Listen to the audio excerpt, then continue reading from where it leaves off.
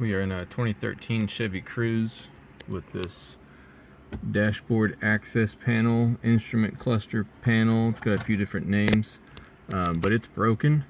It doesn't latch and stay down, so somebody had tried to use some Velcro, and then the heat just separated. So I'm gonna get this thing taken out, and then if you just want to learn how to take it out, that's great. I'm gonna see if I can repair this one and put it back in without having to buy a new one, so we'll see how it goes. So step one is to remove this. Let me get some light. Remove this inner rubber piece here. So just take a tool of your liking and just get this rubber piece out. And then underneath that, we've got two 7mm bolts sitting in here. So whichever tool you want to use, 7mm. So get these guys taken out.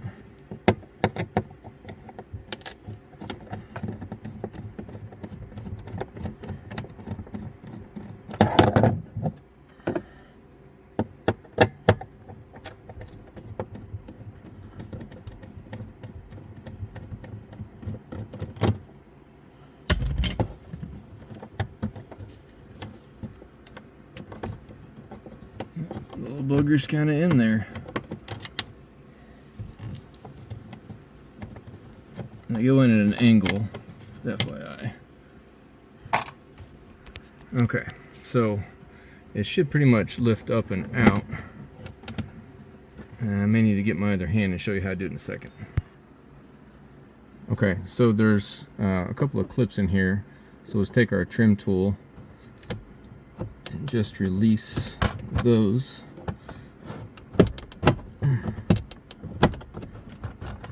Come on, fella. Okay, that's starting to come up, and then let's loosen this other side.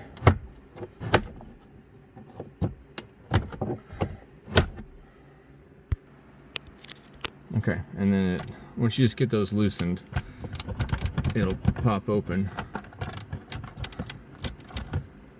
You can see those tabs that you have to get undone, and then it should just pull forward. You can see it's got those some longer tabs down here that have to come out. There we go. Let's get it closed up, and then it comes out. Let's let you take a look at how this is set up. In some cars there's a speaker here. This one there's not. Alright, so if you just want to know how to remove and replace, that's pretty much it. So now I'm going to look at if I can repair this individual model. Here's the information on the bottom of it if you're looking for item numbers. It's got the GM number and a tag on it. So there's the underside of the handle. It's right here. There's a tiny screw in there. And this is supposed to latch onto that little bar right there.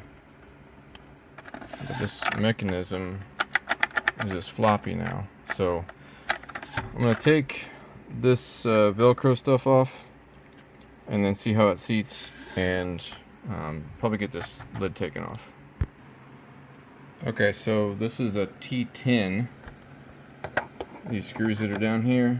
So I'm going to take a T10 with my shorty ratchet guy with the quarter drive there, and I'm just going to take out those, 5 screws at the bottom on the top hinge of the lid, get the lid off.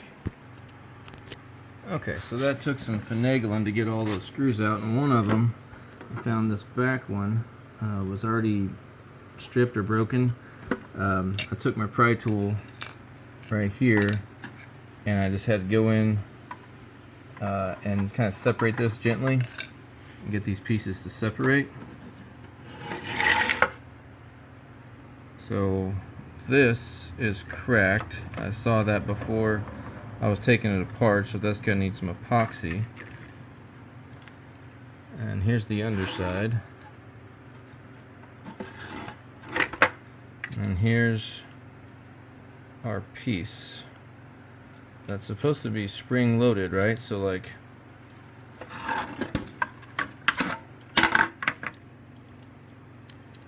when it comes down in here, it catches, and then you push the button and it pushes it back. So let's take a look at this and figure out why it's not springing anymore. The further you get into this thing, the worse it gets. Okay, so this little piece here initially was sitting just like this, and the spring here was sitting below this. It was sitting down here.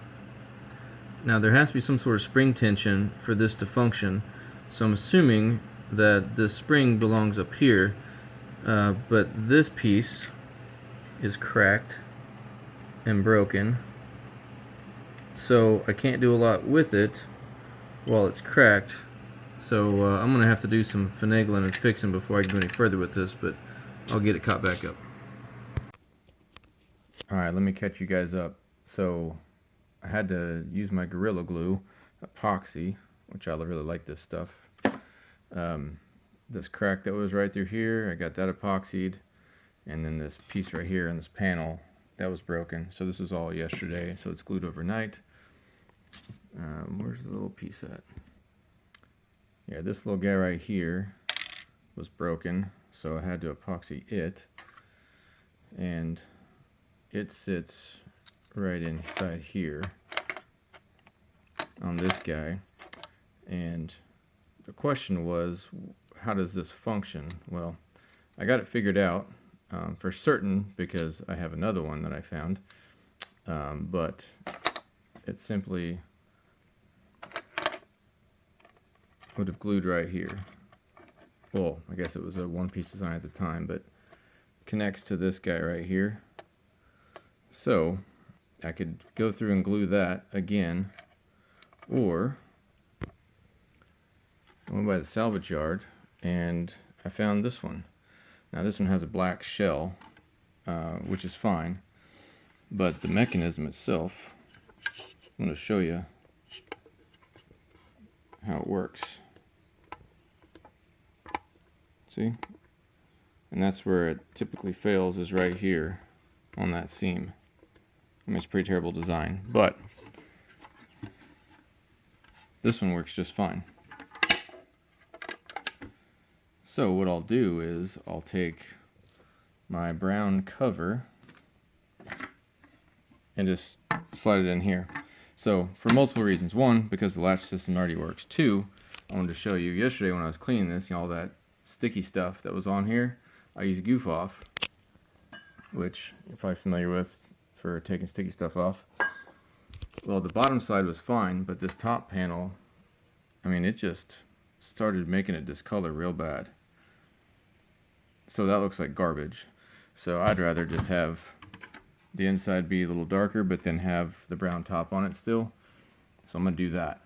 But I am going to go ahead and glue this together, and I'm going to see if that latch system repair will work, just in case you don't have access to replace it, and then we'll see how well that holds up. So this, we'll just slide, go ahead and close that. Slide under the latch, and then it'll just secure around the edges. Now this one had a couple of broken screw mounts on the inside, so I've only got 3 screws holding it back in, the ones that were still attached. But lid's on, opens, closes, and put it in.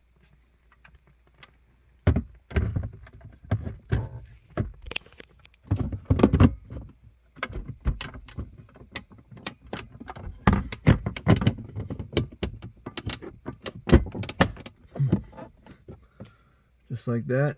Pop in your 2 screws. Put your little liner guy in there. Good to go.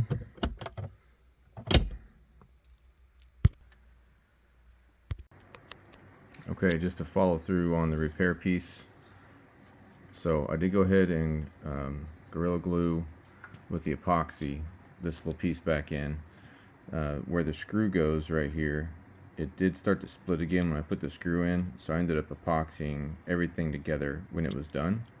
But this actually does feel pretty solid, so I'd be confident that this one would hold up just fine. Now the downside is that this particular mechanism right here, that's broken, so